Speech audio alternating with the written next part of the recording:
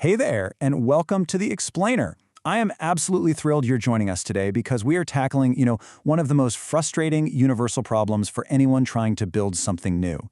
Seriously, how do you figure out if a business idea is actually going to work when absolutely everyone around you is naturally inclined to lie to your face? It's a harsh reality, but when we ask people for feedback, they mostly just want to protect our feelings. So today, we're going to learn exactly how to break through that polite fiction and get straight to the cold, hard facts. To pull this off, we're anchoring our explainer right to this incredible book, The Mom Test, by Rob Fitzpatrick. It is basically the definitive framework for how to actually talk to your customers. We are going to learn how to completely stop the desperate hunt for compliments and false praise, and instead start extracting the actionable, concrete facts that are going to help your business survive. Fitzpatrick uses this metaphor right at the beginning, and honestly, it hits the nail on the head.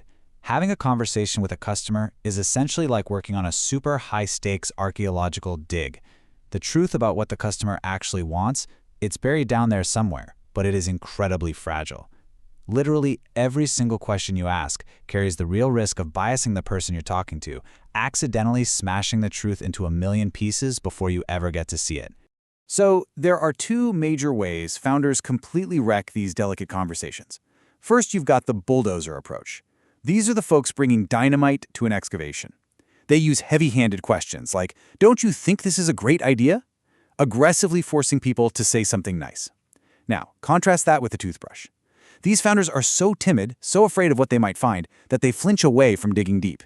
They just brush the surface and unearth absolutely nothing of value. Both approaches are totally guaranteed to leave you empty-handed. Section 1. Failing the Mom Test, the trap of seeking validation. Okay, let's dive into this by looking at a completely relatable, real-world example of how these conversations usually play out. It's a disastrous scenario where an entrepreneur fails the mom test while trying to get feedback on an iPad cookbook app. Picture this. An optimistic founder goes to his mom. He's bouncing off the walls with nervous energy, saying, "Mom, I've got this amazing business idea. You love your iPad, right? Would you ever buy an app that's like a cookbook for your iPad and it only costs $40? Now listen to the subtext of what he's doing here. He is aggressively pitching his hypothetical idea. He's laying his ego out on the table and essentially begging for validation. When his mom gives a lukewarm, he completely ignores that massive warning sign and just keeps pitching features to get her to say yes. But let's look at mom's unspoken internal monologue here. She loves her kid, right? She doesn't want to see him fail or hurt his feelings. So she says, "Oh, sure, honey, that sounds amazing. Will it have pictures?" But internally, she's just rationalized a price tag she'd never actually pay, she's offered a totally non-committal compliment, and she's thrown in a feature request just to seem engaged in the conversation. She's handing him a dangerous false positive. And of course, he wildly misinterprets it as genuine market demand. He walks away thinking he's the next Steve Jobs, ready to sink his life savings into this app. Section 2. The Pivot, the core truth of validation. So the absolute crucial takeaway here is this. It is absolutely not the customer's responsibility to tell you the truth. It's just not. It is your responsibility to find the truth by asking the right questions. Bad customer conversations are actually worse than no conversations at all because they convince you that you're on the right path when you are literally driving off a cliff. We have to pivot our entire approach. To actually pull that off, we need the right tools so we can dig carefully without smashing the prize. Fitzpatrick lays out 3 golden rules for the mom test. Rule 1. Talk about their life instead of your idea. Rule 2. Ask about specifics in the past instead of generic opinions about the future. And Rule 3. Talk less and listen way more. If you strictly follow these 3 rules, the process guarantees that even your own mom cannot lie to you. Why? Because she won't even know what you're trying to pitch. Section 3. Passing the Mom Test, the transformation. Let's move to and see how this builds by replaying that exact same son and mother conversation, except this time the son is going to strictly apply the 3 golden rules of the mom test. Notice how it starts completely differently now. He casually asks, "Hey mom, how's the iPad treating you? What's the last thing you did on it?" He's getting specific about past behavior. When she says she plays games, he digs a little deeper. "Oh cool, where did you find out about the other apps you use?" Now notice what's missing here. He hasn't mentioned his cookbook app once. He is simply asking about her specific past behaviors and digging into her unexpected answers to understand what actually motivates her. And just look at the dramatic difference in the actual data he collects. Because he shut up and listened to her life, he finds out she actually gets app recommendations from the Sunday paper. So, wow, traditional PR is a totally viable marketing channel for this demographic, rather than relying on App Store searches. Even better, when he naturally steers the chat toward her physical cookbooks, he learns she only buys niche, specialized stuff, like a vegan cookbook for his dad. Why? Because experienced cooks just do not need another generic lasagna recipe. Which brings us to what actually defines a successful interaction.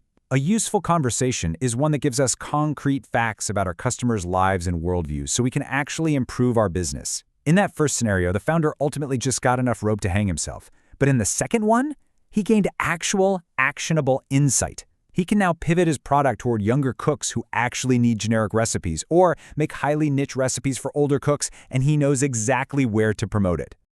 Section 4. The toolkit, good versus bad questions. Now that we've got the philosophy down, let's equip you with a specific toolkit you can start using literally today. We're going to do a quick, rapid fire, contrasting some terrible, worthless hypothetical questions with incredibly powerful inquiries into past behavior. Now, what's really interesting about this first one is it might be the worst question of all time. Do you think it's a good idea? The harsh reality? Opinions are completely worthless. People will just smile and tell you exactly what you want to hear. Only the market can tell you if an idea is actually good. The fix here is to say, talk me through how you currently do it. By seeing how they currently navigate the problem, you gather the facts, and then you decide for yourself whether your solution makes sense. Okay, next up we have this classic bad question. Would you buy a product that did X? Listen, anything involving the future is just an over-optimistic lie. People genuinely want to be helpful, so of course they say yes to hypotheticals. Instead, you've got to use this good question. Talk me through the last time that happened. You absolutely must get the customer to show you their past actions. If they haven't actively tried to solve this problem in the past, trust me, they aren't going to buy your product in the future. And what about pricing? People love to ask, how much would you pay for X? But adding a number to a terrible question doesn't magically make it rigorous. It just gives you a false sense of security. Instead, ask, how are you dealing with it right now? And where does the money come from? You need to uncover their current financial workarounds to find your true price anchor. If they're currently dropping $100 a month on some incredibly convoluted duct tape workaround, well, that is a real concrete fact about what this solution is actually worth to them. Here's another classic setup. They complain about a problem, you ask a generic, "Oh, what else have you tried?" And they shrug and say, "Nothing really." You have to push them. Ask, "Did you Google around for any other ways to solve it?" This brilliantly highlights a really harsh reality. If a customer hasn't even cared enough to type a quick search into Google to fix their problem, they are absolutely not going to magically look for or pay for your brand new solution. No search, no real problem. So as we run through all these examples, a really powerful theme starts to emerge. The ultimate saboteur of the truth is mentioning your idea way too soon. Keep your idea a secret.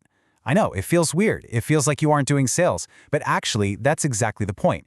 Keeping your idea hidden forces you to talk exclusively about the customer's actual life, their workflows, and their past behaviors. Because at the end of the day, that is the only place where real, unbiased data lives. Which brings us to the end of this explainer. And I really want to leave you with a direct challenge for the next time you sit down with a potential customer.